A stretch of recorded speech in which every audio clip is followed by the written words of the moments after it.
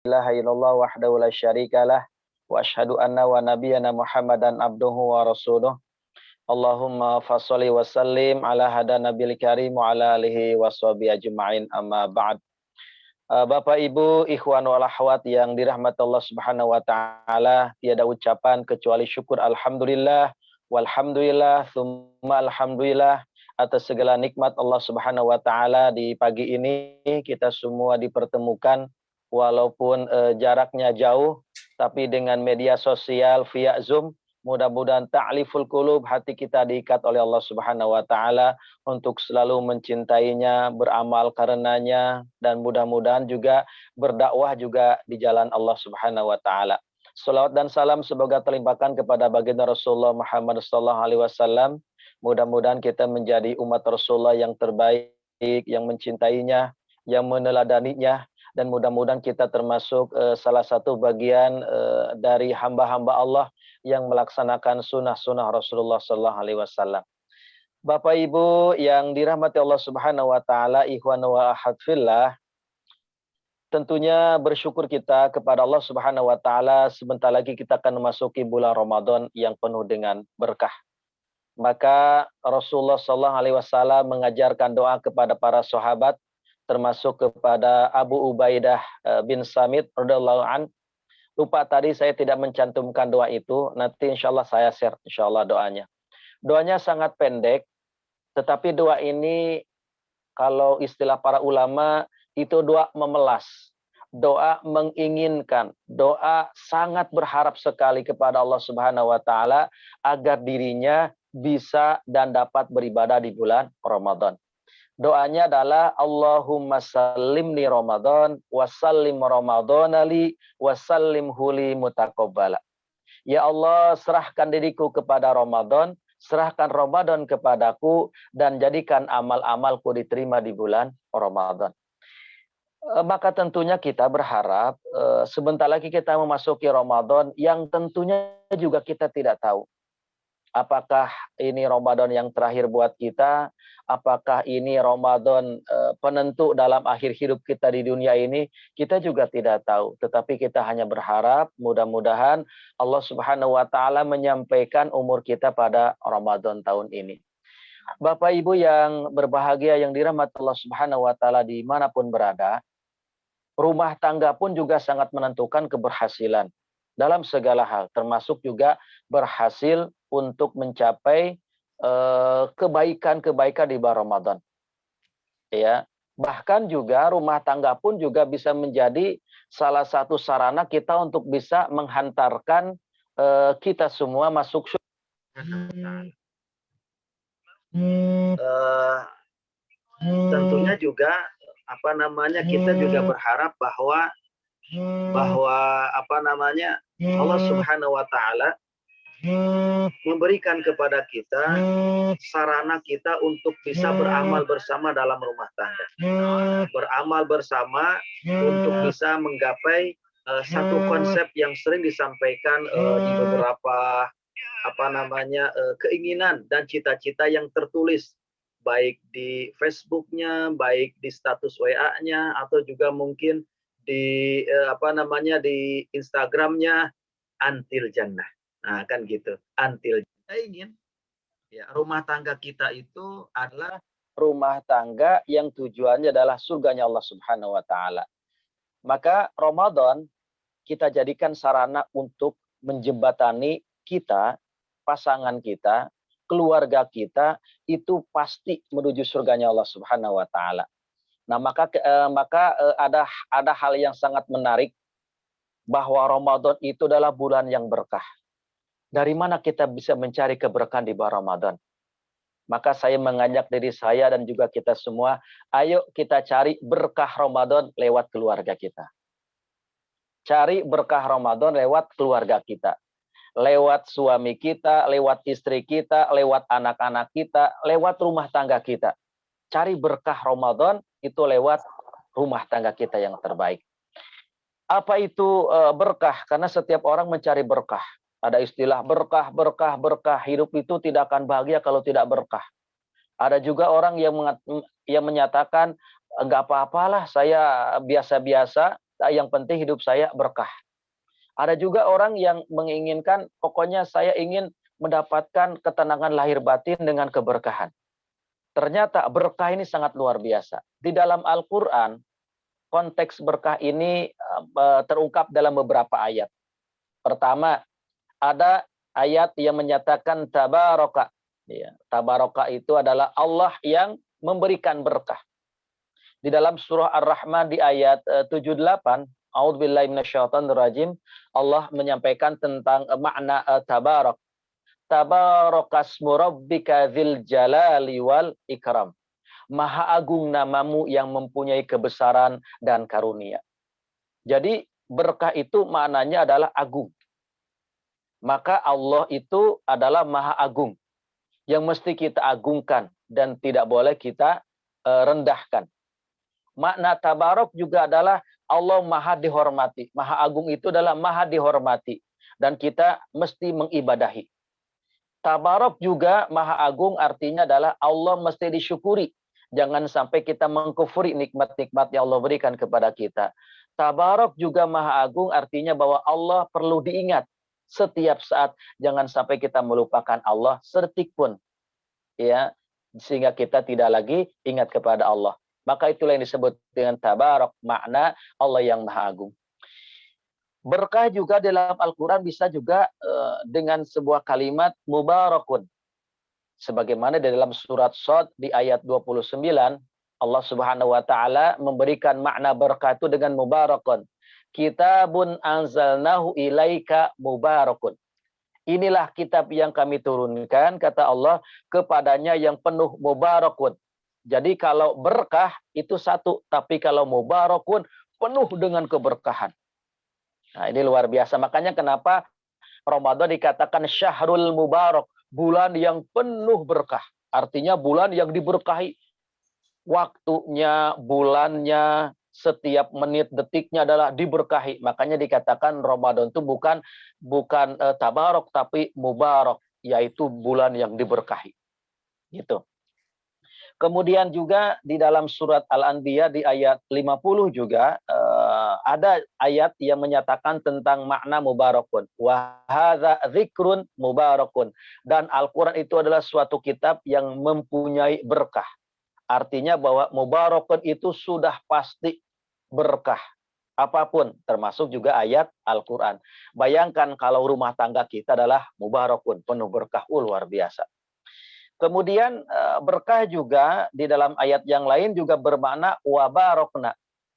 Di dalam surah As-Saffat, di surah ke-37 di ayat 113, Allah menyampaikan tentang makna berkah dengan kalimat wabarokna.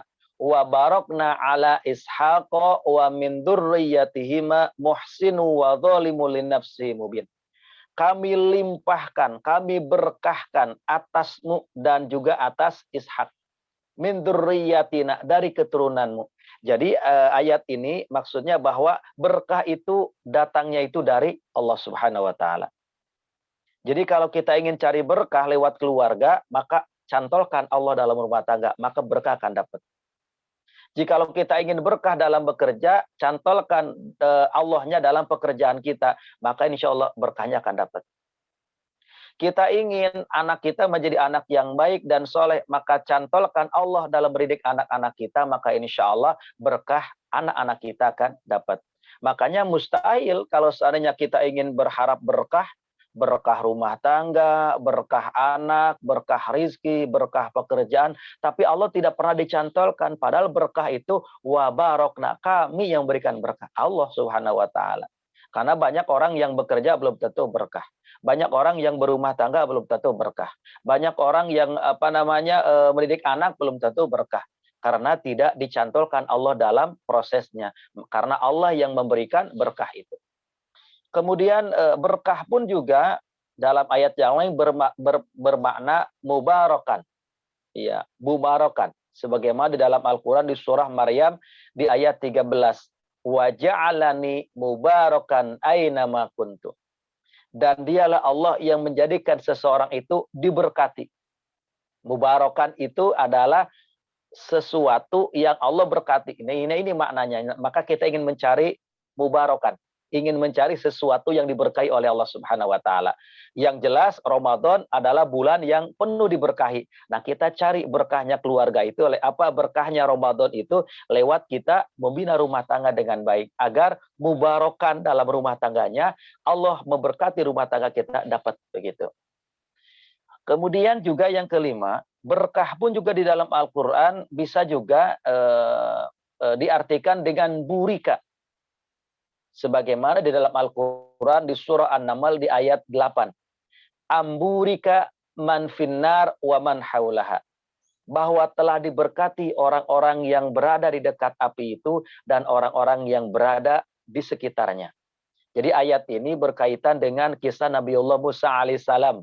Pada saat mendatangi tempat kubangan api, kemudian ia melihat pemandangan yang sangat menakutkan, maka Allah menyampaikan bahwa di orang-orang yang berada di dekat api itu oleh Allah diberkati. Ini bertanda bahwa berkah pun juga adalah sesuatu yang dimiliki oleh Allah. Jadi berkah itu bukan milik siapa-siapa. Berkah itu bukan milik manusia. Berkah pun juga bukan milik benda. Berkah pun juga bukan milik sesuatu. Tapi milik Allah Subhanahu wa ta'ala. Maka burika yang diberikan berkahnya oleh Allah itu adalah Allah. Maka kita cari utamanya adalah keberkahan dari Allah. Nanti lewat prosesnya adalah keluarga. Kemudian yang terakhir, berkah pun juga di dalam Al-Quran bisa juga diartikan dengan barokati. Barokati, mereka yang berkah. Sebagaimana di dalam Al-Quran di surah Al-A'raf di ayat 96, walau anna ahlal qura amanu wa taqau lafatahna alaihim barokati. Jadi artinya bahwa orang-orang yang baik, yang beriman dan beramal soleh itu pasti akan barokati, akan diberkati oleh Allah Subhanahu wa ta'ala. Nah, Bapak Ibu yang dirahmati Allah Subhanahu wa ta'ala, nah sekarang kita merujuk kepada cara bagaimana agar kita, keluarga kita, sebentar lagi memasuki Ramadan, Allah tuh sudah bukakan pintu berkah di depan kita. Jadi ibaratnya itu tinggal melangkah beberapa hari lagi, pintu berkah itu sudah ada nih. Pintu berkah sudah ada. Tinggal kita cari nama kita di tempat itu ada tidak gitu. Jadi ibaratnya kalau mau dikatakan Ramadan itu ibarat pintu. Ramadan itu ibarat pintu. Pintu keberkahan. Dan nama-nama kita itu sudah ada di dalamnya. Tinggal kita nanti buka pintu berkah Ramadan dan kita cari nama kita. Itu sudah ada. Tapi harus dicari, kalau tidak dicari tidak akan dapat. Nah, maka keluarga kita itu sudah ada berkahnya di dalam. Maka kita cari berkah rumah tangga kita agar Ramadannya mendatangkan kebaikan oleh Allah Subhanahu wa ta'ala. Apa cara yang kita akan dapatkan sehingga peran rumah tangga itu mendatangkan keberkahan? Keberkahan dalam segala hal, keberkahan rizki, keberkahan umur, keberkahan ibadah, karena rumah tangga itu akan mendatangkan keberkahan. Yang pertama, yang mesti kita ingat dan mari kita laksanakan bersama, berkah dengan peran rumah tangga untuk mendatangkan keberkahan terutama di bulan Ramadan dalam kondisi pandemi ini. Yang pertama yang mesti diingat dan dicatat, ayyakuna qaiman ala asasil ibadah. Rumah tangga yang ditegakkan dengan landasan ibadah kepada Allah Subhanahu wa ta'ala. Rumah tangga kita landasannya adalah ibadah kepada Allah. Bukan yang lain. Bukan karena kita mencintai pasangan, bukan karena gantengnya saja, bukan karena cantiknya saja, bukan karena kayanya saja, bukan karena saudaranya, keponakan, sepupu, bukan itu. Kalau kita mencari rumah tangga karena itu semua ada masa expire. Cantik ada masa expire. Tampan ada masa expire. Harta juga ada masanya akan habis. Jabatan juga akan ada masanya hilang. Tetapi kalau rumah tangga landasan itu adalah karena asasil ibadah, karena asasnya ibadah kepada Allah Subhanahu wa ta'ala, ini akan menjadikan rumah tangga itu banyak datang berkah-berkah dari Allah Subhanahu wa ta'ala. Maka Allah ingatkan di dalam Al-Quran di surah Az-Zariyat ayat 56. Wa ma khalaqtul jinna wal insa illa liya'budun. Dan tidaklah aku ciptakan golongan jin dan golongan manusia kecuali untuk beribadah kepada Allah Subhanahu wa ta'ala. Maka bagaimana agar asas dalam rumah tangga itu menjadikan ibadah? Maka apapun yang kita lakukan niatnya ibadah. Suami mencari nafkah, bekerja siang malam, berbisnis, berdagang, membuka toko, buka warung, buka kelontongan, jualan barang, mengajar, berdakwah, semua niatkan ibadah kepada Allah Subhanahu wa taala. Maka insya Allah rizki berkahnya akan nanti datang tuh. Apakah kecil ataukah besar? Karena kalau berkah sudah datang, bukan hanya bukan hanya besar kecil yang dihitung, tetapi kecil pun terasa banyak, apalagi banyak, itulah berkah. Maka kalau seorang suami mencari nafkah dengan sungguh-sungguh, dengan niat ikhlas karena Allah, maka dapat berkahnya itu insya Allah akan dapat. Begitupun juga seorang istri melayani suaminya, berbuat baik kepada suaminya, kemudian juga semua itu diniatkan untuk ibadah kepada Allah Subhanahu wa taala, maka berkahnya itu akan dapat. Sehingga melayani suami itu nikmat rasanya gitu. Melayani suami itu terasa lapang, tidak tertekan, tidak terpaksa. Karena memang niatnya adalah ibadah. Beda dengan seorang wanita melayani suami karena terpaksa. Disuruh oleh suami menyiapkan teh manis misalnya. Karena menggerutu emosi, akhirnya apa yang terjadi? Tehnya dapat, manisnya tidak dapat. Kenapa? Karena tidak ada cita rasa dalam kebahagiaan menyajikan teh manis kepada suaminya. Begitupun juga memasak misalnya. Seorang istri memasak, kalau tidak ada nilai ibadah, maka masaknya dapat, tapi nikmat untuk memakannya tidak dapat. Sehingga ada suami yang kayaknya makanan tuh enak, tapi nggak terasa nikmat. Bisa jadi keberkahannya dicabut oleh Allah karena tidak ada niat ibadah kepada Allah Subhanahu wa taala.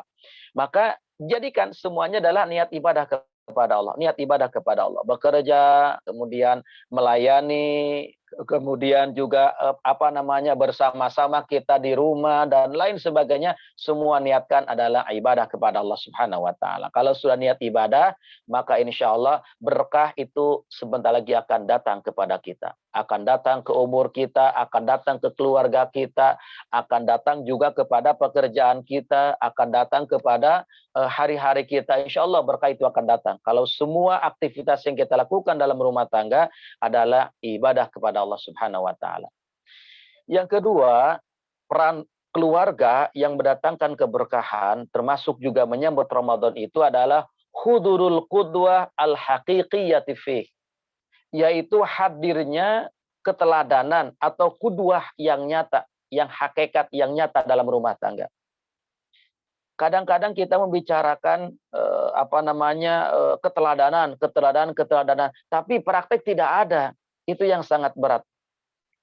Maka tentunya yang mesti kita miliki dalam membangun rumah tangga itu adalah keteladanan yang terbaik. Jadikan kita menjadi suami yang baik dalam rumah tangga, menjadi pemimpin, karena memang laki-laki qawwamuna 'alal rijal. Laki-laki itu pemimpin dalam rumah tangga, harus punya wibawa, harus punya karakter karismatik gitu ya. Harus punya kebaikan-kebaikan. Sebentar. Jadi harus punya jiwa sebagai seseorang yang memang berada posisi di atas begitu. Itu laki-laki. Maka jikalau laki-laki memposisikan dia sebagai seorang pemimpin, sebagai seorang suami, sebagai seorang ayah, maka dia akan dihormati, disayangi, dan punya karismatik dalam rumah tangga. Begitupun seorang istri itu adalah pendamping suami, bukan pelayan. Pendamping itu ada masa satu waktu bisa menjadi posisi menggantikan sementara, namanya pendamping. Ibarat wakil. Ya, ibarat wakil. Jadi kalau misalnya ada ketua, ada wakilnya. Nah, wakil itu bukan pelayan. Wakil itu adalah yang dia satu waktu dia bisa menggantikan posisi. Kadang-kadang misalnya suami karena sibuk bekerja misalnya, atau juga mungkin berjauhan karena lain hal, maka posisi mendidik anak ada di istri. Makanya istri itu siap berdampingan dengan suami, siap menjadi setia mendampingi suami dalam keadaan suka dan duka. Maka itulah timbul keteladanan. Kita belajar keteladanan kepada Nabiullah Ibrahim alaihissalam dan keluarganya. Karena di dalam Al-Quran Allah Subhanahu wa taala memberikan contoh teladan itu adalah dari Nabiullah Ibrahim bersama dengan keluarganya. Bahkan Nabiullah Muhammad SAW itu belajar keteladanan kepada Nabiullah Ibrahim alaihissalam. Sebagaimana Allah juga mengingatkan di dalam Al-Quran, qad kanat lakum uswatun hasatun fi Ibrahim walladzina ma'ah. Sungguh telah ada suri teladan bagimu yang ada pada Nabi Ibrahim alaihissalam walladzina ma'ah, dan kepada orang-orang yang bersamanya, artinya keluarganya. Maka Nabiullah Ibrahim bersama keluarganya punya teladan yang sangat luar biasa. Contoh misalnya, bagaimana keteladanan Nabiullah Ibrahim alaihissalam. Pada saat Nabiullah Ibrahim alaihissalam diperintahkan oleh Allah Subhanahu wa taala untuk menyembah Allah, untuk beribadah kepada Allah, untuk taat kepada Allah, maka seorang ayah memberikan qudwah yang terbaik kepada istrinya, diajarkan tauhid keiman kepada istrinya agar istrinya taat kepada Allah, beriman kepada Allah, yakin kepada Allah, dan juga beribadah karena Allah. Maka satu waktu Nabiullah Ibrahim alaihissalam mengajak Hajar, yang waktu itu Hajar dalam keadaan sedang beratnya luar biasa, gitu kan, sebagai seorang istri yang waktu itu memiliki bayi, dibawa ke satu tempat yang sangat tandus, gersang, di satu lembah namanya Lembah Abwa. Di dalam sirah diceritakan di dalam Lembah Abwa itulah Nabiullah Ibrahim meninggalkan istrinya, meninggalkan bayinya yang masih kecil waktu itu, Ismail, yang masih menyusui. Tapi bagaimana sikap Hajar waktu itu sebagai seorang istri yang telah diajarkan tauhid, yang telah diajarkan keimanan, agar yakin kepada Allah, agar beribadah kepada Allah, agar sesuatu apa yang dilakukan itu adalah untuk Allah. Maka pada saat Nabiullah Ibrahim melepaskan Hajar di satu tempat yang tandus, yang gersang, karena yakin kepada Allah, Allah berikan keberkahan tempat itu. Sampai sekarang tempat itu didatangi ribuan, jutaan, miliaran manusia dari semua penjuru dunia ini. Itulah Makkah Al-Mukarramah. Karena apa? Karena kesolehan ayah yang telah memberikan keteladanan buat istrinya dan juga buat anak-anaknya. Maka hari ini kita belajar cerminan buat rumah tangga kita. Apa yang mesti kita lakukan sebagai orang tua terhadap anak-anak kita? Contoh sebagai ayah, sudahkah kita menjadi ayah yang baik dalam rumah tangga kita? Sebentar lagi kita memasuki Ramadan. Jangan sampai Ramadan di tahun yang lalu sama seperti tahun ini, biasa-biasa aja gitu. Umur ini terus berkurang, dan amal-amal kita pun begitu-begitu aja. Berarti sesungguhnya di sisi Allah Subhanahu wa taala kita tuh sama aja. Namanya berkualitas itu ada penambahan. Jadi kalau kita ingin membangun rumah tangga yang baik, terutama dalam peran keberkahan, mencari keberkahan lewat rumah tangga di bulan Ramadan ini, maka jadikan kita pertama sebagai ayah yang baik. Ayah yang mau merangkul keluarganya. Ayah yang mau memeluk istri dan anaknya. Ayah yang selalu sebelum berangkat kerja mencium kening istri dan juga kening anak-anaknya. Itulah ayah yang baik. Kenapa? Nabiullah Ibrahim alaihissalam, Rasulullah Shallallahu alaihi wasallam itu selalu melakukan hal itu. Cekcok ada dalam rumah tangga, tapi tidak sampai membuming, gitu ya. Kalau istilah kita sekarang KDRT, keretakan dalam rumah tangga. Rumah tangga masalah pasti ada. Ya, jangankan orang awam, orang biasa, keluarganya ustadz, keluarganya kiai, itu pasti ada masalah dalam rumah tangga. Namanya menyatukan dua insan yang berbeda karakter, berbeda suku, berbeda status keluarga, pasti akan ada masalah. Tetapi bagaimana kita meminimalisir masalah itu sehingga yang datang itu bukan setan, tapi datangnya itu adalah malaikat dan berkahnya Allah kepada kita. Maka itu dari awal ujung tombaknya adalah suami, ayah. Jadikan kita menjadi ayah yang baik. Ayah yang mau merangkul istri kita, merangkul anak-anak kita. Bukan menjauhi, tetapi merangkulnya, menjadi pendengar setia, membuka lapang dadanya. Sebelum berangkat kita menjadi suami yang mau memeluk istri kita, mencium kening istri kita, dan Allah titipkan doa kita lewat kening yang kita kecup. dari istri kita.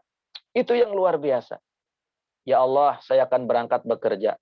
Ya Allah, saya akan meninggalkan istri saya di tempat ini. Ya Allah, maka titipkan kepada saya rizki yang halal di tempat saya bekerja. Rizki yang mendatangkan keberkahan buat saya.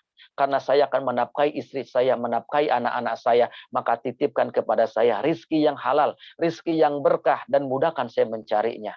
Ya Allah, saya titipkan istri saya di tempat ini, di rumah ini, maka saya mohon kepadamu, ya Allah, jadikan istri saya solehah, walaupun saya tidak bisa menemaninya saat ini.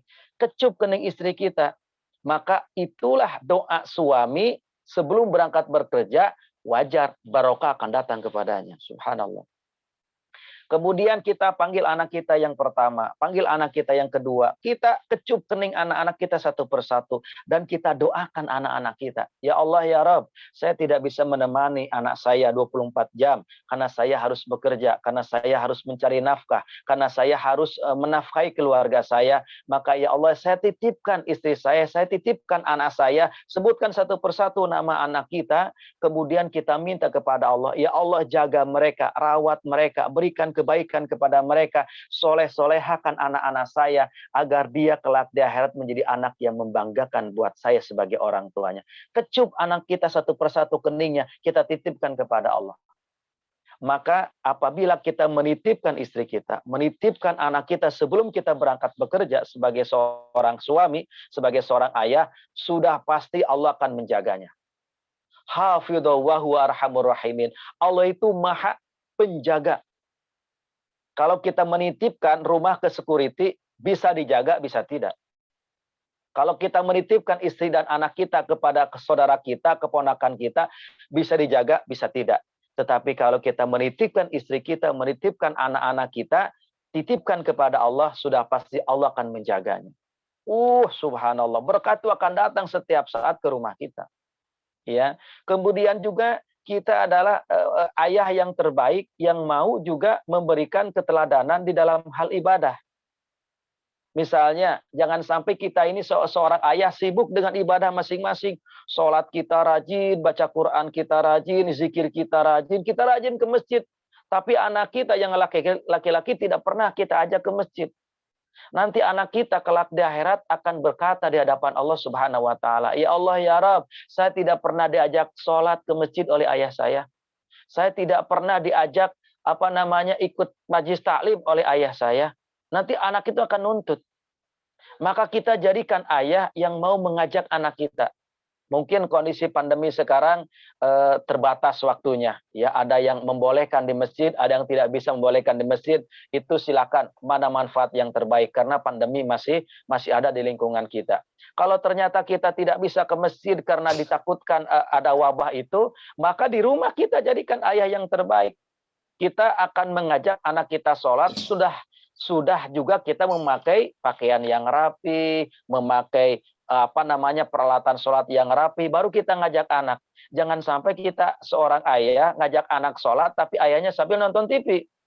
Atau misalnya ngajak anaknya, ngajak istrinya untuk sholat, tapi si ayahnya wudhu juga belum.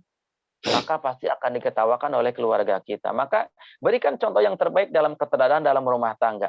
Ya, jadikan kita sebagai ayah yang pertama kali mengajak anak sholat. Jadikan kita sebagai ayah yang pertama kali mengajarkan baca Al-Quran buat anak kita. Subhanallah. Atau bila perlu misalnya, saya ini bukan kiai, saya ini bukan ustadz, saya tidak pernah mondok pesantren.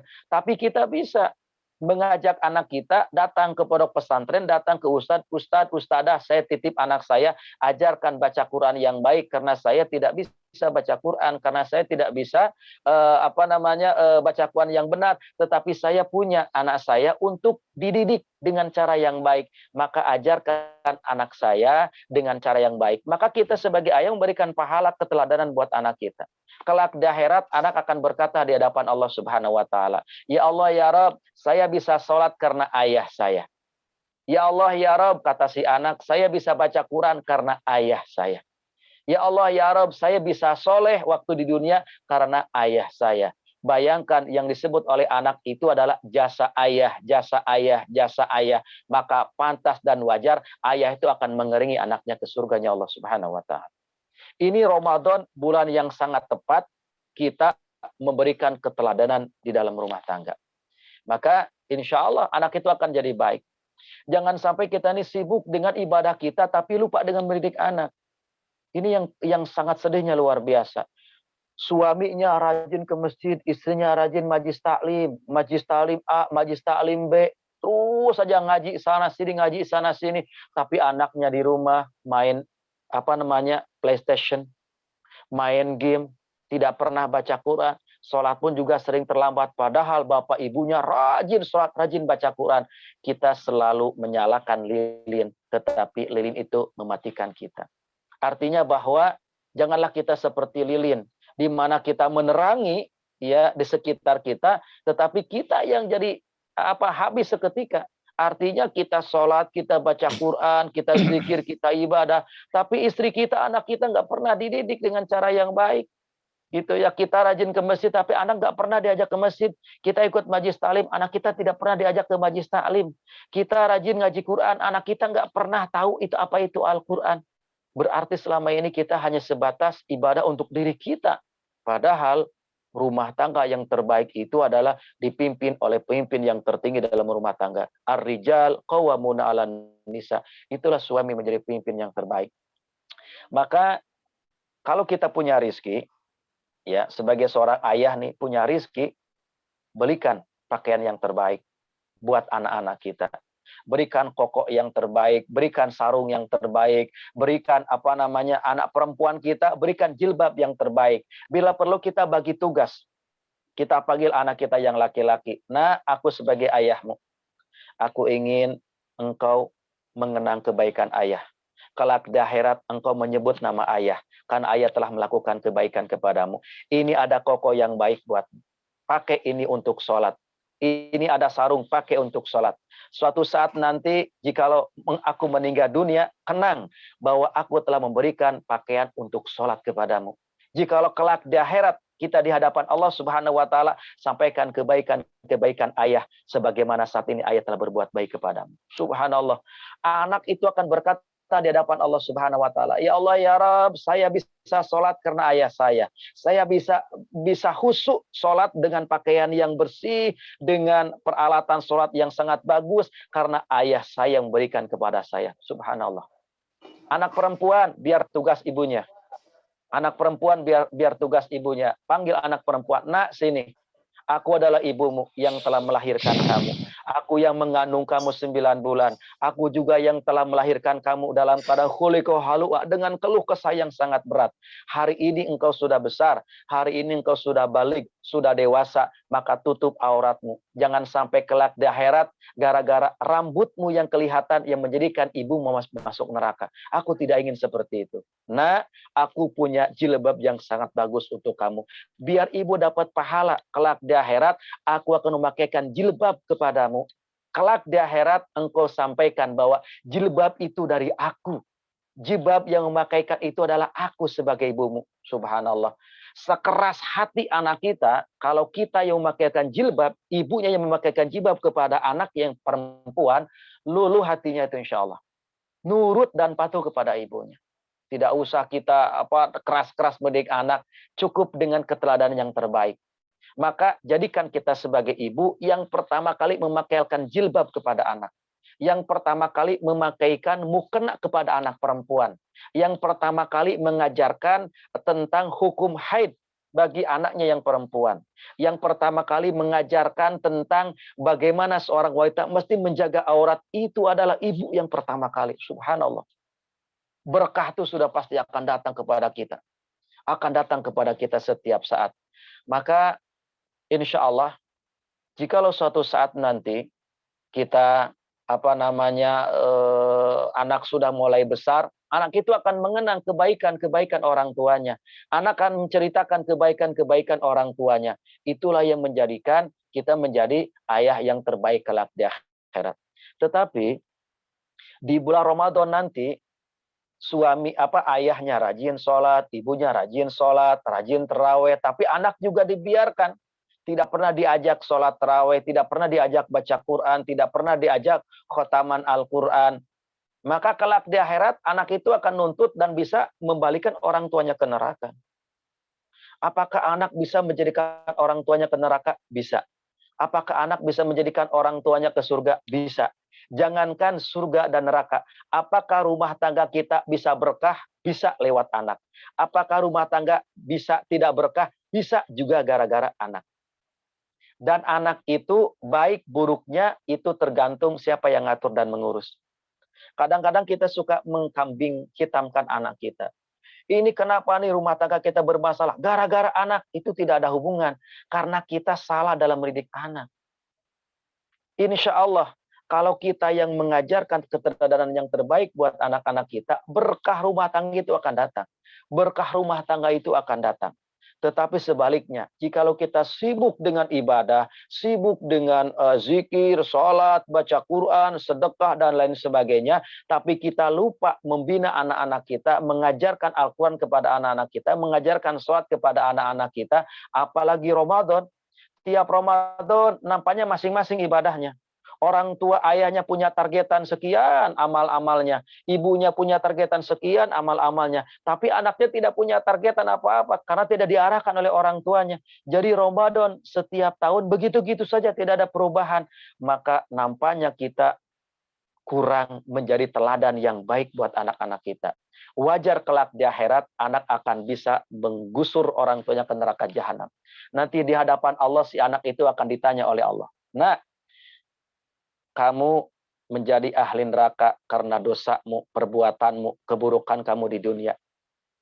Maka si anak akan mengatakan, ya Allah, ya Rabb, jangan salahkan saya masuk neraka. Karena orang tua saya yang tidak peduli kepada saya. Betul engkau begitu? Betul ya Allah, ya Rabb, saya di dunia dibiarkan begitu saja sama ayah saya.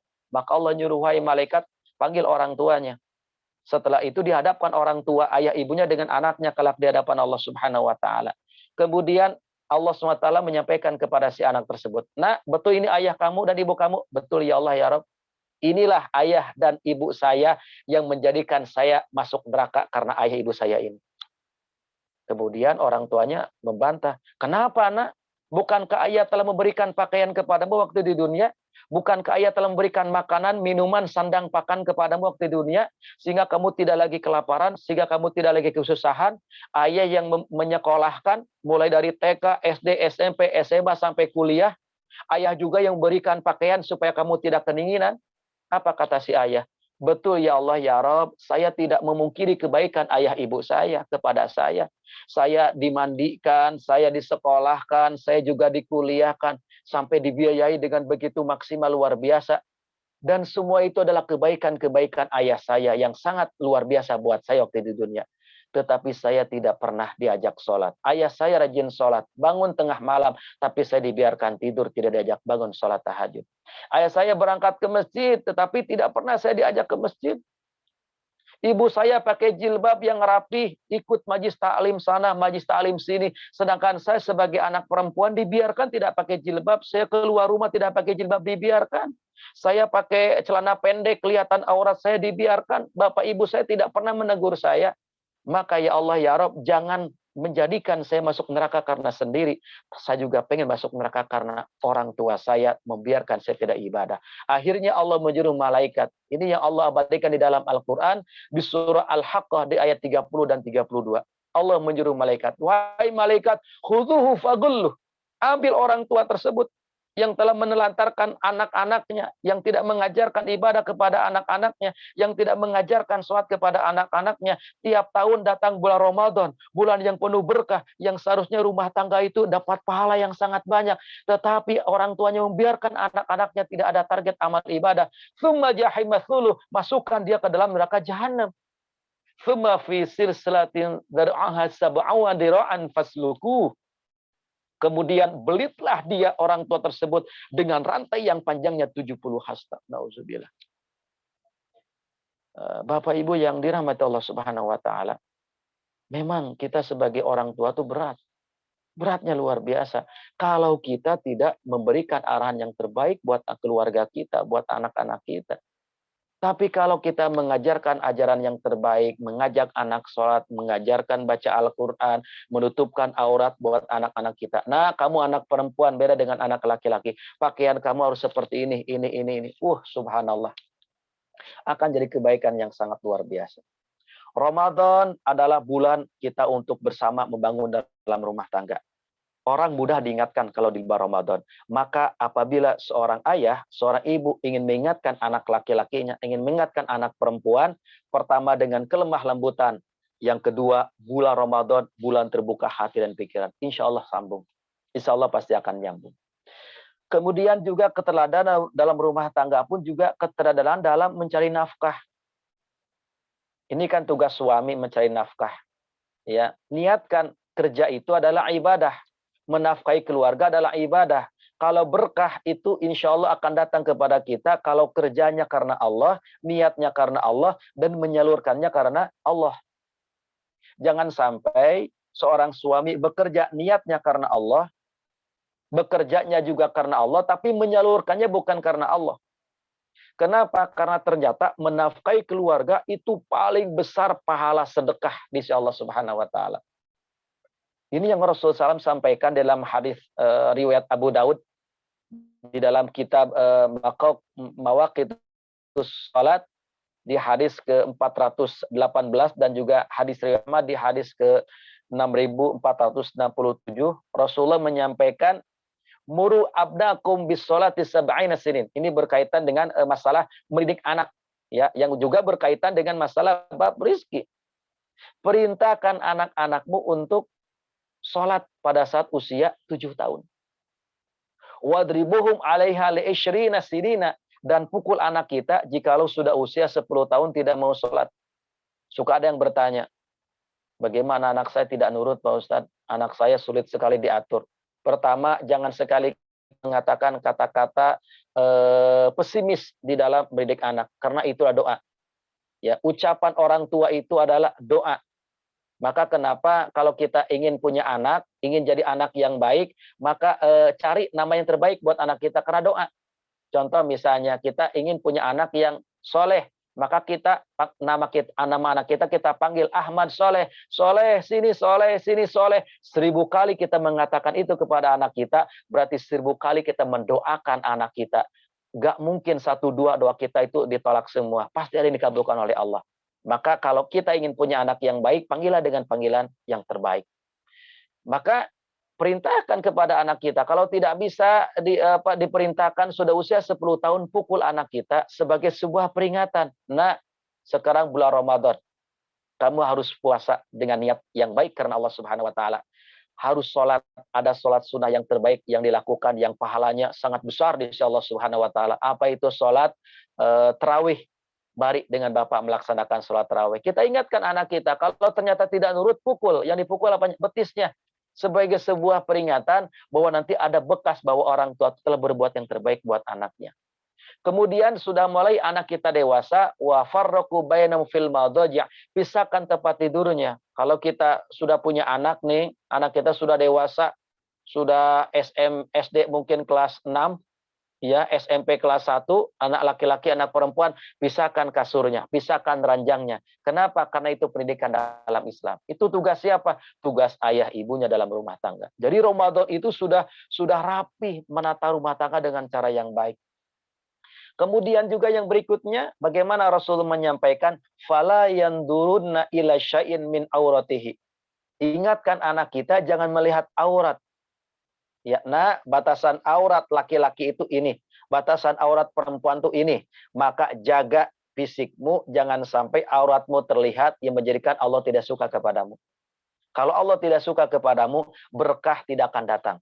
Itu ingatkan. Oleh siapa yang mengingatkan? Ayah ibunya mengingatkan kepada anak-anaknya. Maka itulah keluarga yang terbaik. Kemudian rumah tangga pun juga mesti dibangun dengan keteladanan suami dan istri. Nah, baru kita nih proses suami istri. Di dalam Ramadan, Allah akan datangkan keberkahan.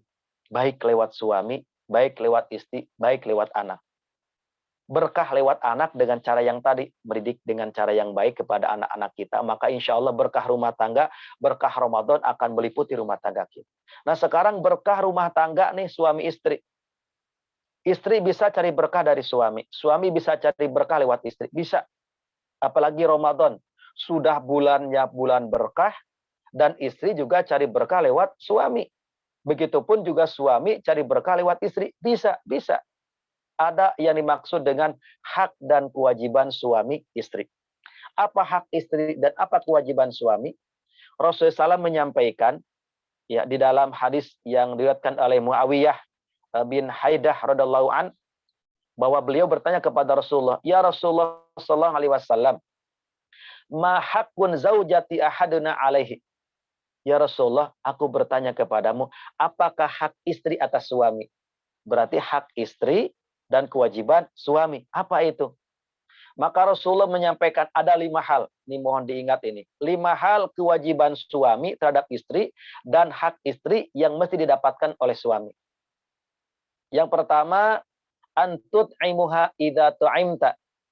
Kamu harus memberikan makan yang baik. Dalam Islam itu bukan hanya baik, tapi halalan thayyibah, halal dan berkualitas. Apabila kamu makan. Inilah kewajiban dalam rumah tangga. Kalau kita di bulan Ramadan nanti, suami ada rizki, bisa beli makan padang misalnya, makan rendang, daging rendang. Tapi istrinya di rumah cuma makan tempe tahu, nampaknya suami itu zalim. Kenapa? Karena dia hanya menyenangkan perutnya sendiri, tapi dia tidak pernah menyamakan makan dengan istrinya. Padahal Rasulullah menyampaikan kewajiban suami itu dan juga hak istri didapatkan adalah antut imuha idza tu'imta. Berikan makan istrimu di mana kamu makan. Jikalau suami makan tempe tahu, istri makan tempe tahu. Jikalau suami makan rendang, maka istri pun juga makan rendang. Sama. Silakan. Berikan yang terbaik. Maka jangan sekali-kali memberikan sesuatu yang tidak baik. Nafkah yang tidak baik itu bisa mempengaruhi kita berkah dalam rumah tangga. Dulu ada yang bertanya, Pak Ustadz, kenapa saya sudah lama berumah tangga? Tapi ke rumah tangga gitu-gitu aja. Maksudnya apa? Kayaknya tidak ada berkah. Jangan-jangan nafkah yang diberikan itu sesuap nasi ternyata haram. Itu yang menjadikan tertolak keberkahan dari Allah Subhanahu wa taala. Kemudian yang kedua yaitu wataksuha idza taksaita. Berikan pakaian yang layak buat istrimu sebagaimana kamu memakai pakaian itu. Kalau suami memakai pakaian harganya misalnya 500.000, kenapa istrinya dikasih pakaian yang 100.000? Kenapa suami memakai pakaian yang bagus, memakai pakaian yang indah, tapi kok kenapa istrinya memakai pakaian yang tidak bagus dan tidak indah? Layaknya itu zalim suami. Maka berikan pakaian yang layak, pakaian yang terbaik, pakaian yang bisa menutupi aurat, bukan hanya indah tapi juga menutupi aurat. Jikalau istri diberikan pakaian rok mini, maka yang dosa bukan istrinya, tapi suaminya. Tapi istri dapat imbas dari suami yang memberikan pakaian rok mini. Jikalau seorang suami memakai pakaian yang ketat kepada istrinya, sehingga istrinya kemana-mana memakai pakaian yang ketat, sehingga kelihatan lekuk-lekuknya, maka dosa pertama adalah suami yang memberikan rizki kepada istrinya dengan memberikan pakaian yang tidak layak dipakai oleh istrinya. Maka yang dosa pertama adalah suami. Istri dapat imbas dari dosa istrinya. Ini bahaya. Kemudian yang ketiga, kewajiban suami dan hak istri itu adalah wala tadribul wajh, yaitu jangan memukul wajah jika emosi. Rumah tangga pasti akan bentrok. Dalam keseharian pasti akan bentrok. Apalagi Ramadan, kondisi pandemi. Kita biasa kalau jualan untungnya banyak. Di bawah Ramadan karena kondisi pandemi, dagang juga dibatasi misalnya dan lain sebagainya sehingga kurang. Maka disitulah muncul kesabaran. Kesal emosi, suami mukul wajah itu tidak boleh. Kalau memukul wajah di dalam sigot ta'lik itu turun talak 1. Maka tidak boleh seorang suami mencubit kulit istrinya, memukul wajah istrinya, turun talak 1. Kenapa? Tidak layak suami itu berlaku kasar melukai kulit dari istrinya. Harusnya ditutupi dengan aurat, ditutupi dengan pakaian yang bersih. Ini dilukai, makanya zalim suami. Kemudian yang keempat yaitu wala tuqabbih, jangan juga menjelek-jelekan. Ya, kalaupun kita tidak suka dengan dengan perangai pasangan kita, tetap berikan yang terbaik. Jangan sampai menceritakan hal yang buruk. Dan yang terakhir, tidak boleh membentak, wala tahjur illa fil bait, tidak boleh membentak kecuali di rumah. Jangan sampai kita ini berantem dalam rumah tangga, tapi di tempat umum itu hal yang sangat tidak bagus dalam rumah tangga. Kemudian yang ketiga, peran dalam rumah tangga untuk membina membina rumah tangga agar berkah rumah tangga kita. Ini yang terakhir nih, ayya'budal baitu an asy'allati tasibur ruhal islam. Latih rumah tangga kita mesti dihindari dari hal-hal yang tidak sesuai dengan semangat Islam. Artinya rumah tangga kita mesti dibangun dengan dasar kebaikan dan amal soleh. Mulai sekarang latih ibadah oleh orang tua kita. Satu waktu ajak anak kita keluar. Nak, sini. Kita nih, sebagai ayah, sebagai istri, sebagai ibu, panggil anak kita. Nak, sini, ikut dengan ayah, ikut dengan ibu. Cari rumah miskin. Kemudian ketuk pintunya. Ya, setelah itu kemudian Bapak Ibu ya beli makanan dari pasar, beli beras dari pasar, beli minyak goreng dari pasar, kasihkan ke anak. Nak, kasihkan ini makanan, kasihkan ini sembako kepada ibu pemilik rumah ini, kepada bapak pemilik rumah ini. Maksudnya apa, Ayah Abi? Ini saya ajarkan agar kamu mau peduli kepada mereka, berbagi rezeki kepada mereka. Jadi ajarkan amal soleh kepada anak kita itu di bulan Ramadan. Pada saat mau berbuka puasa, kita sebagai ayah, sebagai ibu, nak sini, ikuti dengan ayah, ikuti ibu. Mau kemana ayah ibu? Cari tukang ojek. Ya, yang dia puasa tapi tidak ada makanan untuk berbuka puasa. Kasihkan satu bungkus makanan, minum untuk berbuka puasa kepada anak kita. Nah, ini makan minum, kasihkan kepada tukang ojek itu. Yang tadi pagi sampai sore dia cari penumpang. Kasihan dalam keadaan kesusahan, kelaparan. Berikan makan kepada dia agar engkau mau peduli kelak kelak di masa tuamu. Ini luar biasa. Kemudian yang kedua, yang harus dihindari juga hal-hal yang tidak baik, yang menjadi pengundang ketidakberkahan rumah tangga itu adalah benda-benda yang memunculkan kesyirikan. Jangan sampai di rumah kita tuh ada patung, di rumah kita tuh ada sesuatu yang pemicu tidak berkah. Kenapa ke rumah tangga kita besar, lapang rumah kita? Karena tidak ada keberkahan, karena bisa jadi ada benda-benda keramat di rumah kita. Mungkin, mohon maaf, ada keris yang dipuji. Mungkin juga ada patung-patung anjing misalnya, ada patung B2, babi misalnya gitu kan di rumah kita. Ternyata itulah pemicu ketidakberkahan dalam rumah tangga kita. Ramadan adalah waktu yang sangat tepat kita untuk mengajak rumah tangga dengan baik, waktu yang sangat tepat kita untuk mencari keberkahan yang terbaik, cari berkah lewat suami kita, cari berkah lewat istri kita, cari berkah lewat anak kita, cari berkah lewat pelayanan kita yang terbaik buat keluarga kita.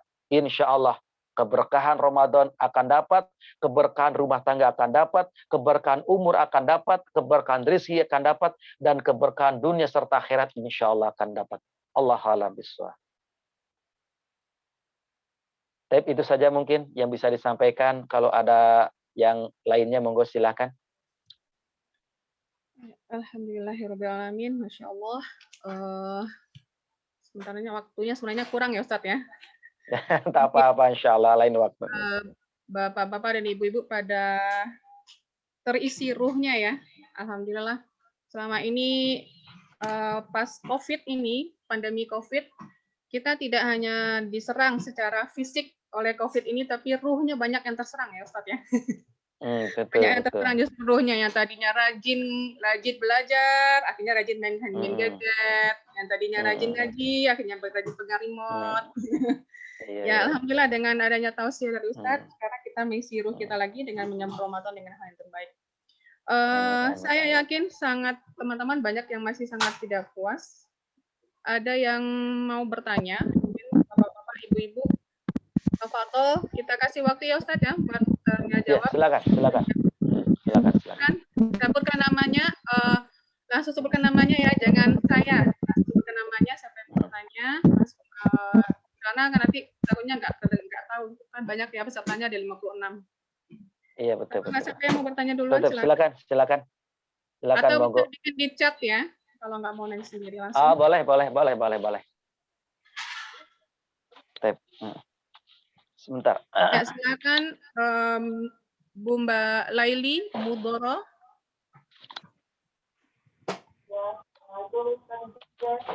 Waalaikumsalam warahmatullahi wabarakatuh. Ya, izin bertanya nih, Ustaz. Iya. Untuk saya yang masih kurang ilmu agamanya gitu, Ustaz. Ketika anak saya di usia masa SMP, kalau misalkan sudah ya saat ini sudah masuk pesantren pasti Quran. Apakah saya kehilangan tanggung jawab dalam anak saya sebagai yang Assalamualaikum. Waalaikumsalam warahmatullahi wabarakatuh. Ini bisa langsung dijawab langsung, aja. Langsung saja boleh. Ya, Bunda Laila yang dirahmati Allah Subhanahu wa taala, mudah-mudahan keluarganya berkah ya. Oh, Bunda Laili, ya mohon maaf ya, Bunda Laili Ummu Dura ya. Ya, Baik, insyaallah.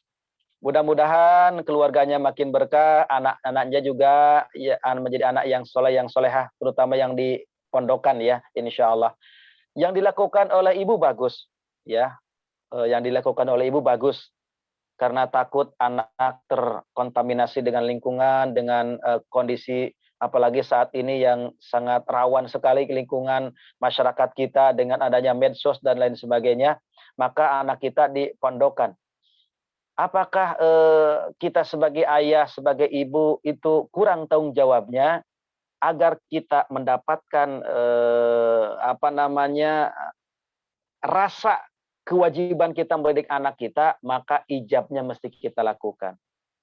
Maksudnya Pak Ijab di sini kita sampaikan kepada ustadz ustadah di pondok. Ustadz ustadah, mohon maaf, saya sebagai ayahnya, saya sebagai ibunya, yang harusnya saya yang mendidik anak saya ini, berhubung saya tidak paham agama dengan luas, begitupun juga saya bukan sebagai seorang ustadz, ustadah yang pantas mengajarkan kepada anak saya, tetapi saya sebagai ayahnya, sebagai ibunya ingin dan berharap anak saya menjadi anak yang soleh, solehah, menjadi anak yang cerdas dan pintar, bahkan menjadi hafidz dan habisah Quran, bahkan kelak di akhirat anak saya yang bisa melambaikan di pintu surga buat saya sebagai ayah dan ibunya.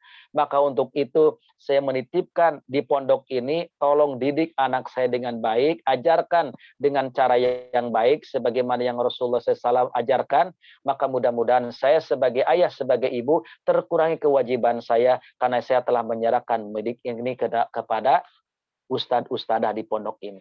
Insya Allah ijab kabulnya artinya apa? Transaksi kita dengan ustadz ustadah di pondok itu sudah selesai. Kewajiban kita sebagai orang tua yang harusnya mendidik dengan cara yang baik itu sudah terwakili oleh ustadz ustadah di pondok. Jadi di pondok itu bukan hanya sebatas kita bawa anak kita, nah coba kamu tunjuk pondok mana yang kamu suka. Oh ayah, Abi, saya pengen pondok ini, saya pengen pondok itu. Udah, kita datang ke pondok itu, datang ke adminnya, Bu, saya tolong ini saya punya anak, ingin pondok di sini, berapa biayanya, per bulan berapa, masuknya berapa. Udah catat, udah titip anak saya, udah begitu. Jadi tidak ada transaksi titipan kita sebagai orang tua kepada anak itu tidak ada. Makanya wajar. Jikalau suatu saat, mohon maaf, misalnya ada anak kok di pondok lama 3 tahun di pondok, pulang dari pondok kok anak saya tetap aja sholatnya begitu-begitu aja. Baca Quran juga tetap begitu-begitu aja. Berarti ada cara yang tidak tepat dari orang tua. Maka jikalau Bapak, Ibu, Bunda, dan juga Bapaknya ingin menjadikan anaknya soleh dan solehah di pondokan, maka sampaikan ijabnya kepada ustadz ustadahnya. Harusnya kami yang mendidik anak-anak kami, tetapi kami tidak bisa maksimal mendidik anak-anak kami, maka kami titipkan sebagai ayah, sebagai ibunya yang membesarkan anak ini, tolong didik, ajarkan dengan cara yang baik. Mudah-mudahan kewajiban saya terwakili lewat ustadz ustadah yang yang mendidik anak kami dengan cara yang baik. Begitu insya Allah. Jadi kalau sudah begitu, maka kewajiban Bunda sudah terwakili oleh ustadz ustadzah di pondok. Insya Allah tinggal lapang, ikhlas, nanti Allah akan memberikan kesolehan buat anak-anak kita lewat pengajaran di pondoknya, insya Allah. Begitu Bunda. Sekarang Ustadz, ini ada Ketua UMI Daerah Mimika sekaligus pembina Yayasan Tiswaf Ya pemberian yayasan Yusuf. Pak Wildan mau bertanya, Ustadz. Pak Wildan mau silakan. atau mau bertanya langsung, Pak Wildan?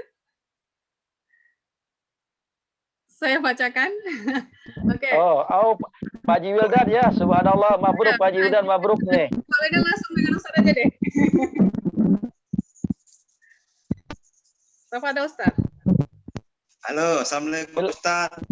Waalaikumsalam warahmatullahi wabarakatuh. Gimana kabarnya Pak Haji? Lama tak bersua ini. Ustadz, waduh. Ini Ustadz nih, pertanyaan ini Ustadz. Silakan. Tadi kan silakan Pak Haji. Jelasnya begitu mantap. Kewajiban suami dan istri. Karena kewajiban istri ini biar berubah. Assalamualaikum warahmatullahi wabarakatuh. Waalaikumsalam warahmatullahi wabarakatuh. Oh, kewajiban istrinya belum ya? Penyeimbang ya Ustaz. Ya, boleh. Biar seimbang nih. Namanya Pak Haji Wildan mengamati ya. Insya Allah mudah-mudahan makin berkah keluarganya Pak Haji Wildan dan juga keluarga kita yang hadir di Jum Jiswaf ini insya Allah ya. Apa kewajiban istri terhadap suami? Rasulullah menyampaikan yang pertama, idza nador kasarotka, di mana dipandang oleh suami menyenangkan hati suami, itu kewajiban istri. Maka bagi istri tampil dengan tampilan yang baik, dengan tampilan yang menarik. Kenapa? Karena senyumnya suami kepada istrinya itu tandanya ridho. Kalau Allah sudah ridho, radallahu anhu maradu'an, dzalika liman khasyya rabbah. Allah akan berikan ridho kepadanya dan ridhonya akan mendatangkan kebaikan dari Allah Subhanahu wa taala. Insyaallah. Maka kalau begitu jadilah istri yang berpenampilan yang baik, berpakaian yang rapi, dengan wajah yang ceria, jangan sampai cemberut, senyum terus setiap saat, karena dengan begitu suami senyum, suami bahagia, kifaratud danbun. Ada ulama yang menyampaikan kifaratud danbun, itu menjadi penggugur dosa-dosa bagi istrinya. Yang kedua, wa idza amarta ta'atka, di mana diperintah oleh suami, taat. Suami memerintahkan, silakan ditaati oleh istrinya. Kata suami, mah nyuci piring, siap. Mah cuci pakaian, siap. Mah masak, siap. Mah genting bocor, betulkan, siap. Mah mobil cuci, siap. Tapi juga suami yang baik jangan sampai berlebihan menyuruh. Masa genting bocor mesti istri yang membetulkan, kan juga tidak layak. Masa sampai mobil kotor mesti yang menyucikan adalah istrinya, itu juga tidak layak. Jadi suami yang baik, suami yang soleh akan menyuruh kepada istrinya sesuatu yang layak untuk dilakukan oleh istrinya. Apalagi menyuruhnya pada hal yang ibadah. Ngajak istri sholat tahajud, ngajak istri baca Quran, ngajak istri bersedekah, ngajak istri pengajian. Oh, itu jelas, itu adalah kebaikan dan mesti ditaati. Apapun perintah dari suami mesti ditaati, apalagi perintahnya mendekatkan dirinya kepada Allah Subhanahu wa taala. Idza amarta ta'atka, melaksanakan perintah suami itu insya Allah akan mendatangkan berkahnya dari Allah Subhanahu wa taala. Yang ketiga, kewajiban istri terhadap suami itu adalah menjaga dirinya dan menjaga harta milik suami dikala suami meninggalkannya. Ya, maksudnya apa? Maksudnya apabila suami bekerja misalnya, berangkat pagi-pagi, meninggalkan istrinya, meninggalkan rumahnya, maka istrinya pun juga menjaga diri. Ya, menjaga diri, menjaga sikap, menjaga juga barang-barang suami, jangan sampai suami datang celana tidak ada dijual ke pasar. Suami datang ke rumah, TV tidak ada, kulkas tidak ada, dijual perabotannya ke pasar, itu kan tidak bagus. Maka istri yang soleha, di mana suami meninggalkannya untuk bekerja atau untuk apapun, maka si istri menjaga dirinya, menjaga harta milik suaminya, menjaga harta kehormatan suaminya. Bahkan jikalau ada tetangga kerabat mau mampir tanpa izin dari suami, ya jangan dimasuki. Sekalipun itu adalah keponakan, sekalipun itu adalah sepupu, lapor dulu sama suaminya. Ada kisah yang sangat menarik. Ini mudah-mudahan jadi pelajaran buat saya dan juga kita semua. Ini singkat saja nih. Ada kisah yang sangat menarik. Ketaatan istri kepada suaminya. Satu waktu suaminya bilang sama istrinya, "Mah, besok bapak akan keluar kota. Mama jangan kemana-mana ya, jaga rumah." Siap. Kemudian pagi-pagi suaminya udah siap-siap, kemas-kemas barang, istrinya juga sudah memasak masakan untuk sang suami. Setelah selesai makan, berangkat pagi-pagi suaminya keluar kota. Jam 9 pagi datang ada yang ngetok pintu 2 orang. Assalamualaikum. Waalaikumsalam. Bu, saya nih dari Telkomsel akan mengecek telepon ibu kayaknya bermasalah. Kata si ibu tadi, memang sudah lapor. Nah, ini suratnya. Suami kok yang nyuruh saya untuk memperbaiki telepon ibu. Oh, boleh, silakan. Padahal itu menipu. Kemudian istrinya ke dapur, menyiapkan teh minum untuk tamu tersebut. Si tamu satu masuk ke ruangan tengah, yang satu nunggu di luar. Setelah selesai si ibu tadi buat teh, buat minum untuk tamu tersebut, kemudian si ibu menyodorkan minuman itu ke ruang tamu. 2 tamu itu sudah tidak ada. Berbarengan dengan HP di meja juga hilang, TV juga hilang, barang-barang yang ada di ruangan juga hilang. Kaget. Kok ini hilang? Kenapa? Jangan-jangan tadi pencuri.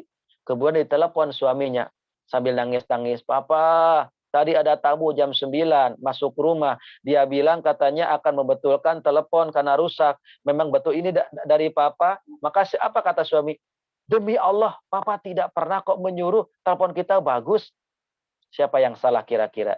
Istrinya harusnya sebelum tamu itu datang, telepon dulu suaminya. Pak, ini ada tamu 2 orang. Boleh tidak masuk? Apa kata suaminya? Papa tidak pernah nyuruh siapapun masuk. Jangan dimasuki. Maka komunikasi yang baik dalam rumah tangga. Insya Allah itulah kewajiban istri terhadap suami. Yang pertama, dipandang oleh suami menyenangkan.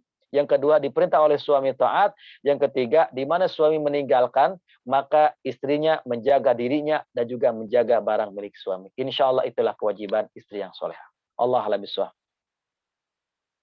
Alhamdulillah, Ustaz. Ini ada pertanyaan dari salah satu guru rumah Quran dari Bunda ini. Izin bertanya, Ustaz, kesalahan yang sering terjadi saat puasa Ramadan, tapi kita tidak menyadari dalam keluarga. Terus, maksudnya, Bunda Tini bisa bertanya langsung, Bunda Tini. Saya tidak paham di pertanyaannya. Oh, mungkin kesalahan di dalam rumah. Oh iya.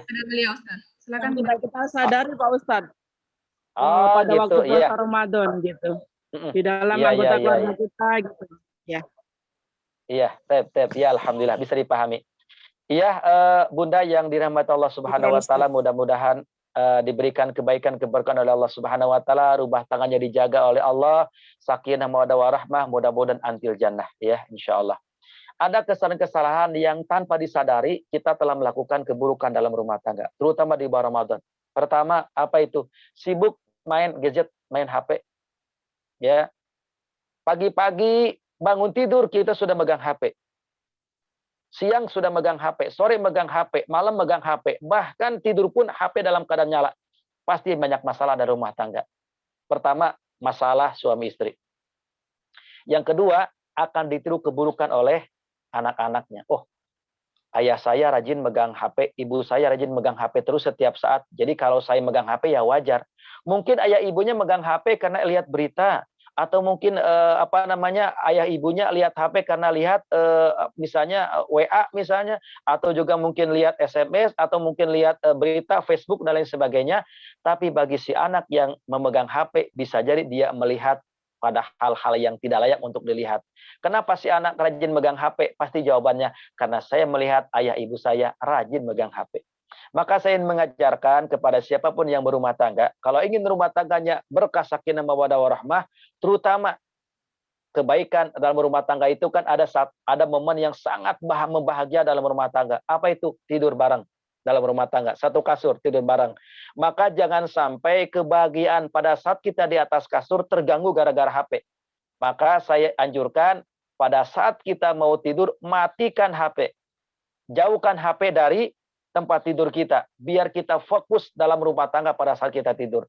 Bangun dari tidur kita tidak terganggu dengan HP. Kalau HP kita nyala pada saat kita tidur, apalagi HP-nya disimpan di dekat bantal, pasti akan jadi masalah rumah tangga kita.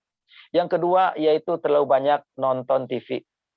Ini hal-hal juga sesuatu yang tanpa disadari itu menjadi pemicu masalah dalam rumah tangga kita. Termasuk juga di bulan Ramadan. Kita rajin nonton TV, rajin nonton. Nanti anak melihat, oh ayah ibu saya rajin nonton, jadi buat apa saya baca Quran? Anak itu awalnya mau baca Quran, cuman karena lihat ayah ibunya nonton, jadi tidak lagi terangsang untuk baca Quran. Siapa yang salah? Ayah ibunya memberikan contoh yang tidak baik. Yang ketiga, perbuatan di bulan Ramadan yang tanpa disadari itu bisa menjadi pemicu masalah, bahkan juga kurang berkah. Apa itu? Banyak tidur. Pagi-pagi tidur, siang tidur, sore tidur, dan tidur. Sehingga malaikat mencatat, ya di catatan amal malaikat, bulan bin bulan, pagi tidur, siang tidur, sore tidur. Pada bulan Ramadan. Sehingga wajar, anak pun juga akan ngikutin orang tuanya. Kenapa? Karena air itu menetes ke bawah, bukan ke atas. Ya, jadi kalau ayahnya begitu, ya begitu anaknya. Maka jika pagi-pagi ayahnya tidur, ibunya tidur, anaknya pun juga pasti tidur.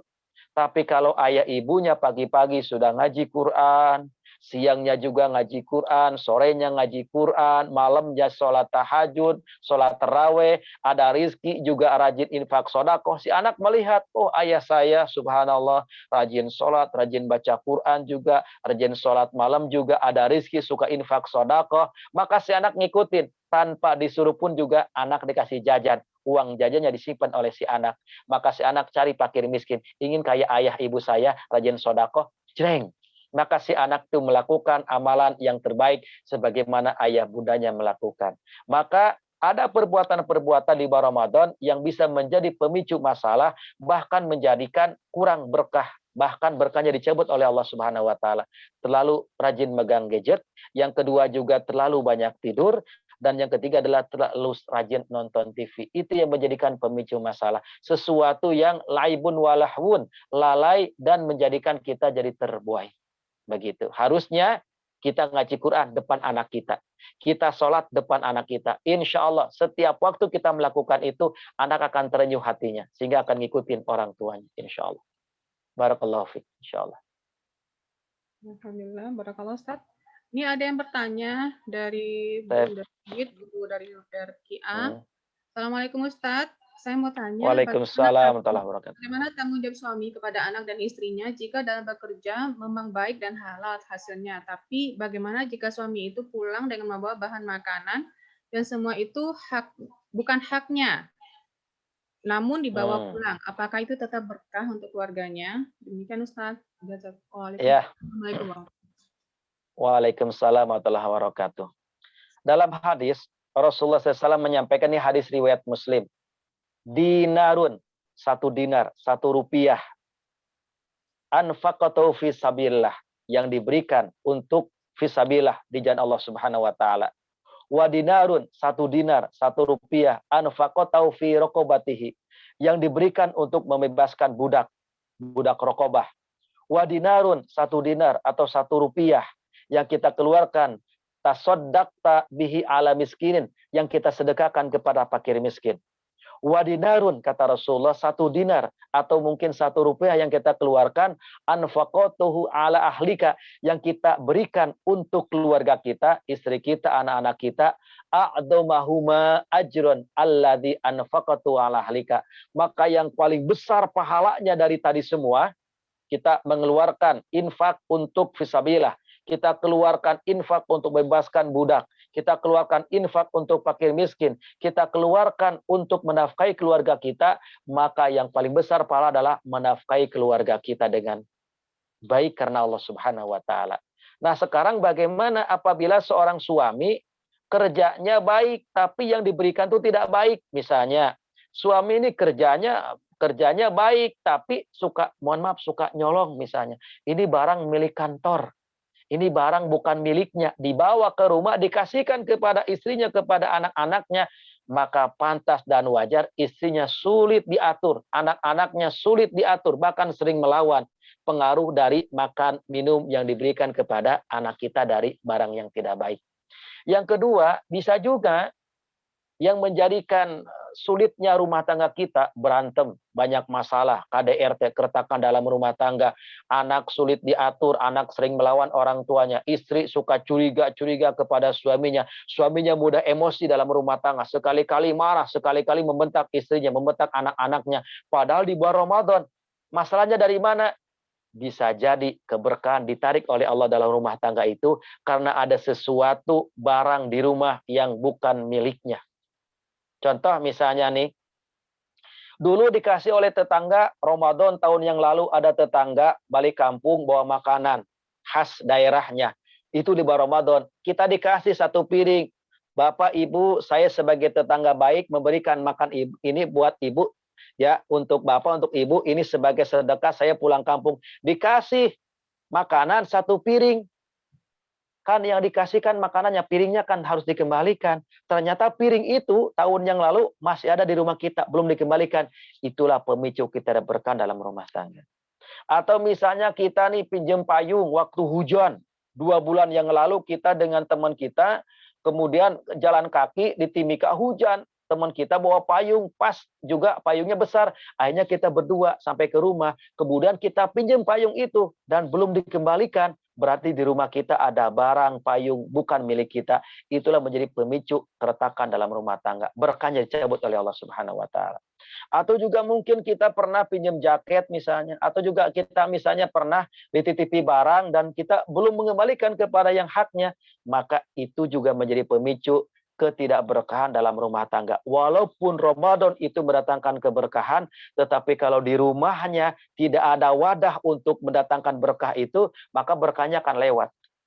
Ramadan itu bulan yang mubarak, bulan yang berkah, tapi tempatnya di rumah tidak ada keberkahan, maka berkahnya lewat, tidak akan dapat. Maka berkah itu mesti dibangun dulu dalam rumah tangga, maka Ramadan akan datang menemani berkahnya rumah tangga. Insya Allah. Allah alam bisawab. Ya, syukur Ustaz. Ini ada satu lagi yang raise hand, angkat tangan mau bertanya. Bu Nindya, ini dari Cinere Ustaz. Mungkin Ustaz masih ingat Oh Bu iya. Nindya Tarsam. Ya, Cinere Depok. Beliau salah satu yang suka mensupport kita juga di RKA. Oh, siap, alhamdulillah. Ya. Mbak Nindya, silakan. Ya. Assalamualaikum warahmatullahi wabarakatuh. Waalaikumsalam warahmatullahi wabarakatuh.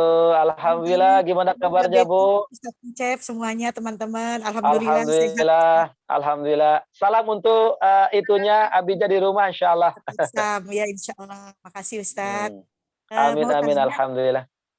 Mau tanya ini Ustaz. Iya. Jadi anak saya yang bungsu ini masih dapat amanah, masih ada yang kecil yang bungsu usia 7 tahun.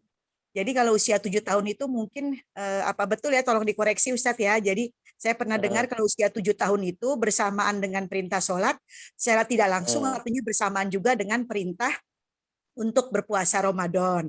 Ya walaupun dari TK mungkin sudah dibiasakan puasa, latihan puasa ya, setengah hari buka, puasa lagi gitu. Tapi ada yang bilang usia 7 tahun itu sudah boleh diperintahkan untuk sampai maghrib puasanya. Ya walaupun kalau batal juga nggak apa-apa, tapi tetap kita usahakan supaya anak itu usia 7 tahun sudah sampai maghrib.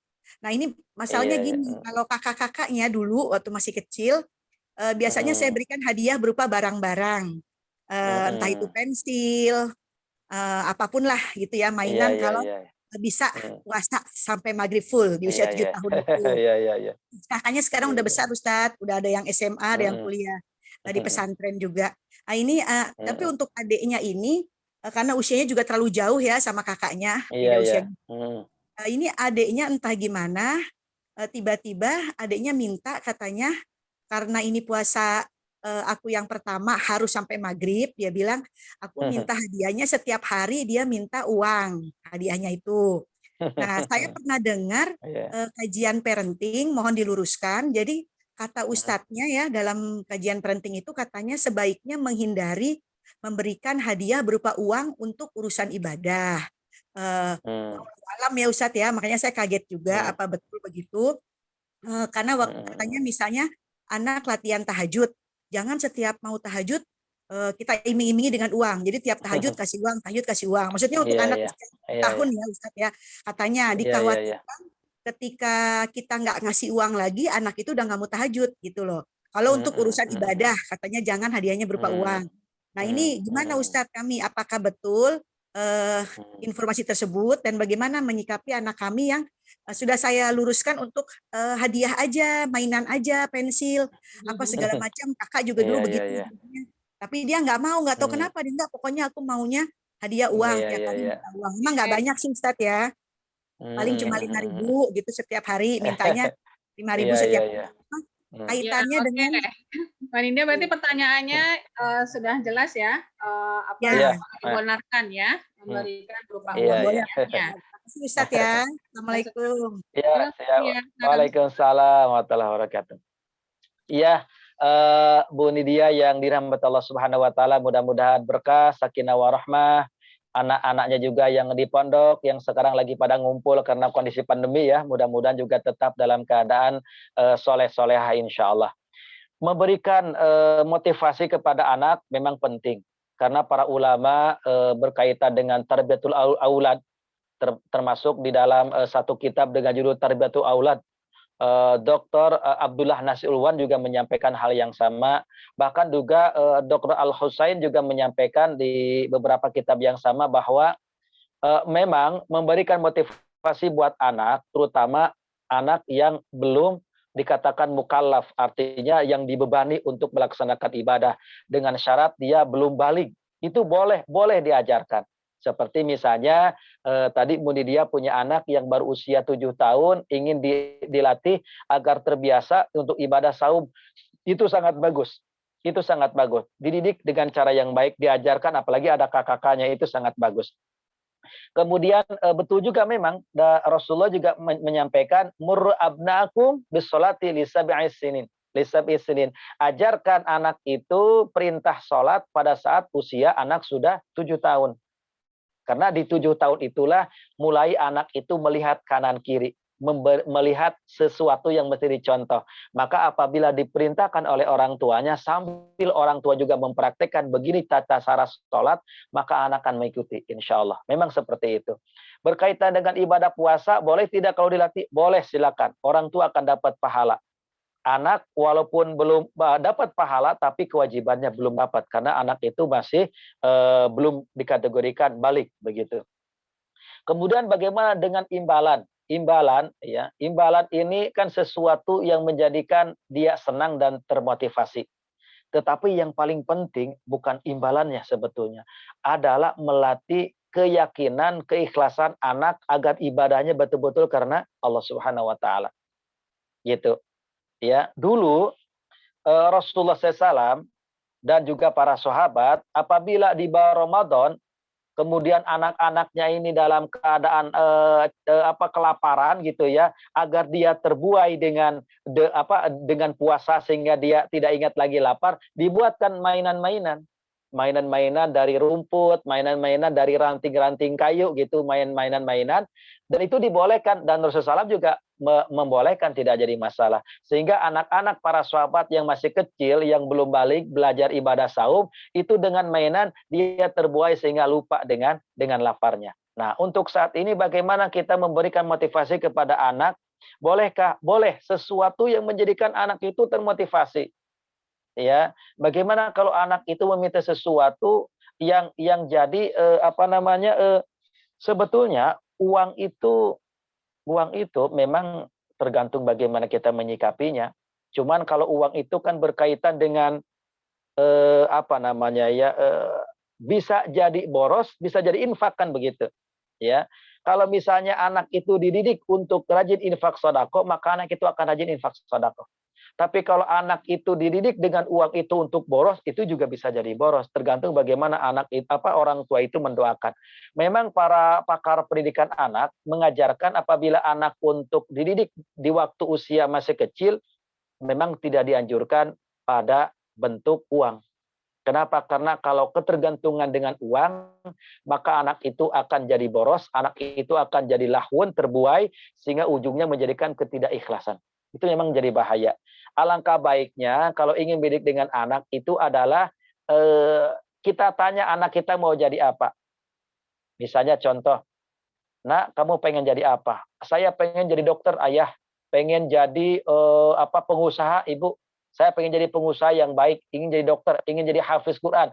Kalau begitu, yuk ibadah saum, ibadah puasa, sambil minta kepada Allah. Begitupun juga Bapak dan Mama akan mendoakan agar cita-cita kamu tercapai. Yuk sama-sama. Jadi imbalannya itu adalah doa dari orang tua kepada anak. Itu sangat luar biasa. Itu sangat luar biasa. Karena kalau diiming-imingi dengan sesuatu, apalagi bentuknya uang, pasti akan minta lagi, minta lagi, minta lagi. Dan tidak ada orang yang bosan dikasih dengan uang. Beda dengan mainan. Beda dengan mainan. Anak ini, nak, kalau kamu puasa Ramadan full sampai 1 bulan, Mama akan kasih sepeda. Anak ada masanya bosan naik sepeda. Nah, kalau kamu rajin ibadah saum, Mama akan kasih robot-robotan yang baik. Anak ada masanya jenuh dengan robot-robotan. Tapi kalau dikasih uang, pasti tidak akan pernah jenuh. Akan minta lagi, minta lagi, minta lagi. Itu efeknya sebenarnya.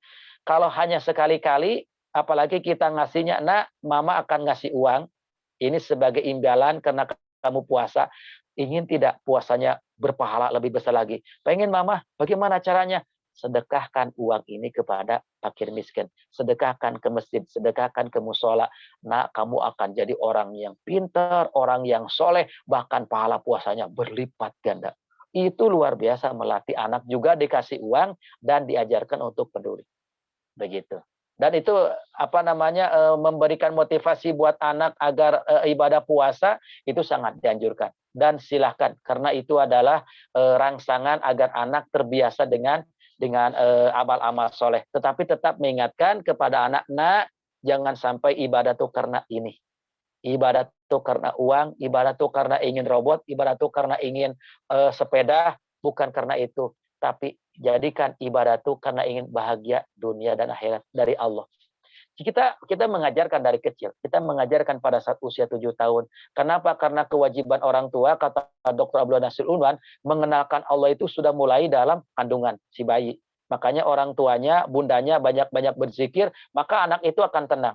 Pada saat lahir ke dunia ini bayi, maka orang tuanya mengucapkan syukur alhamdulillah. Di mana anak sedang ditimang-timang, orang tuanya sambil mengenalkan Allah. La ilaha illallah. Jadi mengejarkan kalimat thayyibah kepada anak yang masih bayi. Anak sudah mulai besar, kita ajarkan, nak, kalau mau makan baca doa ini. Kalau mau minum baca doa ini. Sehingga anak itu ketergantungannya kepada Allah sangat kuat. Maka pada saat anak usia 7 tahun sudah mengenal Allah, maka apapun ibadahnya tetap karena Allah. Begitu. Allahu a'lam bishawab. Alhamdulillahirrahmanirrahim. Selanjutnya, nah ini sebenarnya saat ini udah mau nutup nih Ustaz, tapi ternyata ada sekretaris Umda mau nanya, ada raise hand dari sekretaris Umda plus pengawas yayasan Ustaz. Ini saya kalau nggak saya kasih izin nanti saya bisa disetrap ini. Silakan. Pak Ruslin,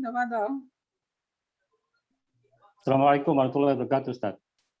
Waalaikumsalam warahmatullahi wabarakatuh. Jadi pertanyaan saya di seputar di dunia pekerjaan. Di mana tadi di awal-awal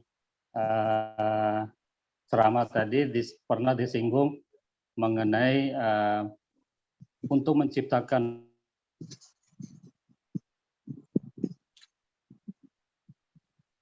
Ya, silakan. Jaringannya ya.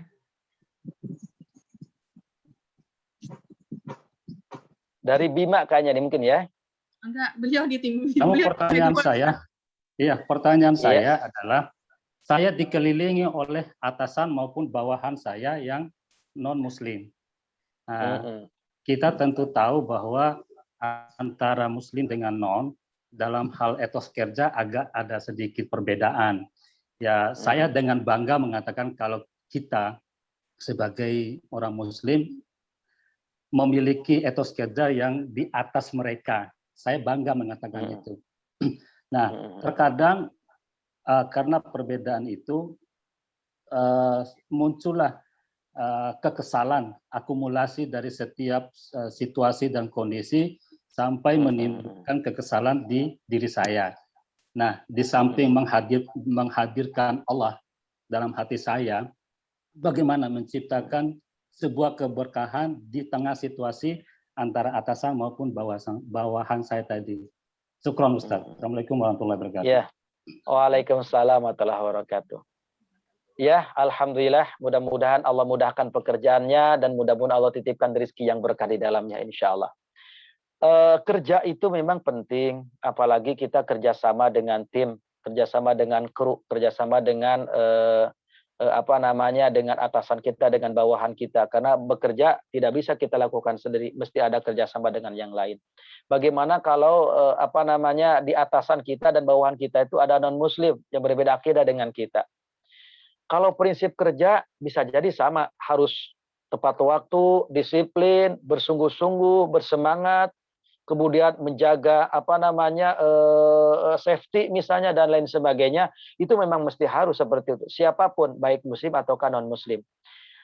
Dan ini menjadi salah satu sarana yang sangat tepat yang mudah-mudahan kalau kita bekerja niat dengan ibadah kepada Allah Subhanahu wa taala, bahkan plus kita niat untuk berdakwah kepada mereka, mudah-mudahan menjadi sarana hidayah bagi mereka, baik atasan kita ataupun bawahan kita. Misalnya, kita kerja tepat waktu, berangkat jam sekian, pulang jam sekian. Kita kerja tidak pernah mengeluh, kita tampilkan semangat, kita tampilkan dengan senyuman, kita tampilkan dengan ramah tamah. Kemudian atasan kita suka, atasan kita senang, bawahan kita suka, bawahan kita senang. Kemudian bertanya, kok kenapa Bapak ini begitu semangat, berbeda dengan yang lain? Dan begitu punya wibawa dalam bekerja, dan begitu senang dalam bekerja, senyum dan sebagainya, baru kita sampaikan poin kita, tujuan untuk kerja. Saya sebagai seorang muslim, saya harus menikmati kerja saya, karena kerja adalah ibadah.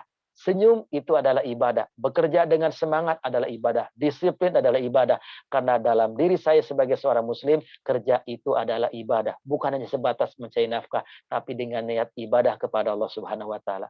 Mudah-mudahan ucapan itu bisa menjadikan hidayah bagi atasan kita ataupun juga bagi bawahan kita.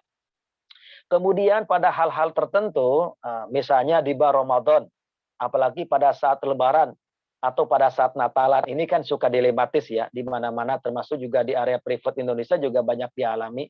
Bagaimana apabila di bulan Ramadan, kalau Ramadan tidak jadi masalah karena adalah ibadah kita, Lebaran kita, Idul Fitri atau mungkin Idul Adha. Kita bisa mengundang tetangga kita, atasan kita, bawahan kita yang non-muslim. Dan mereka pasti akan suka dan senang mampir ke rumah kita. Tetapi pada saat prakteknya mereka, ibadah mereka, atau hari raya mereka, apakah itu Natalan dan lain sebagainya, pada saat diundang, bagaimana sikap kita nih sebagai bawahan? Bagaimana sikap kita sebagai teman rekan kerja? Maka para ulama memberikan dalam satu kajian, yaitu fikih ikhtilaf, tentang berkaitan dengan perbedaan pendapat di kalangan para ulama, tetapi para ulama menghukumi mubah hukumnya mendatangi non-muslim dalam rangka menjaga silaturahim. Jadi kalau kita diundang, boleh, silakan datang sebagai sebuah silaturahim. Tetapi berkaitan dengan makanan, apabila makanannya itu kita boleh memakan makanan yang bersifat kongguan, kue kongguan, mungkin ada minuman botol itu. Jadi tetap hubungan kita baik dengan mereka, hubungan dalam kerja juga baik, hubungan juga dalam antar agama juga baik, selagi tidak mengganggu akidah dan juga keimanan kita. Dan dalam bekerja, niatkan kita ibadah. Bila perlu pada saat kita bekerja, doakan atasan kita yang non-muslim, doakan bawahan kita yang non-muslim. Ya Allah, ya Rabb, mudah-mudahan kerja saya di tempat ini menjadikan asbab, menjadikan sebab hidayah bagi atasan saya, menjadikan sebab hidayah bagi bawahan saya. Mudah-mudahan suatu saat nanti Engkau kirimkan hidayah kepada mereka yang non-muslim, sehingga mereka bisa seperti kami beribadah kepada